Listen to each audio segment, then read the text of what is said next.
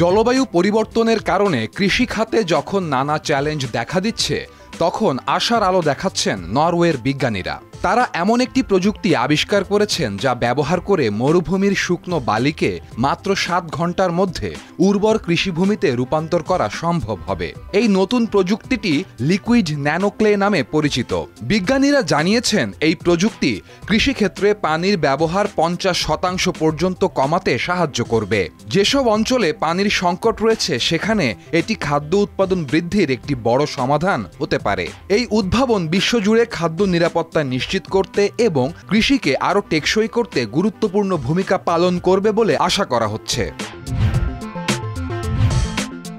প্রথমবারের মতো চীন তার নিজস্ব মহাকাশ স্টেশন তিয়ানগংয়ের বাইরে মহাকাশের শূন্য পরিবেশে অক্সিজেন ও রকেটের জ্বালানি তৈরি করেছে।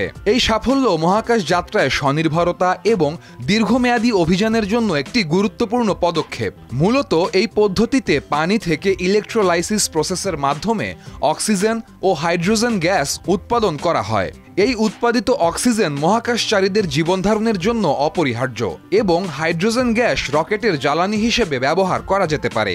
ধারণা করা হচ্ছে এই প্রযুক্তি সফলভাবে কার্যকর হলে ভবিষ্যতের মহাকাশ মিশনগুলো, বিশেষ করে চাঁদে এবং মঙ্গল গ্রহে দীর্ঘমেয়াদী অভিযানের জন্য এটি অত্যন্ত সহায়ক হবে। এখন পর্যন্ত মহাকাশ স্টেশনগুলোতে প্রয়োজনীয় সকল রসদ পৃথিবী থেকে বহন করে নিয়ে যেতে হয়, যা অত্যন্ত ব্যয়বহুল এবং ঝুঁকিপূর্ণ। কেমব্রিজ বিশ্ববিদ্যালয়ের IGCSE পরীক্ষায় বাংলাদেশের 5 শিক্ষার্থী গণিত বিষয়ে পূর্ণ নম্বর পেয়ে বিশ্বসেরা হওয়ার গৌরব অর্জন করেছে। এই শিক্ষার্থীরা তাদের অসাধারণ মেধা ও কঠোর পরিশ্রমের মাধ্যমে দেশের জন্য এই সম্মান বয়ে এনেছেন। তাদের এই অর্জন বাংলাদেশের শিক্ষা ব্যবস্থার মান এবং শিক্ষার্থীদের সক্ষমতাকে বিশ্ব দরবারে তুলে ধরেছে।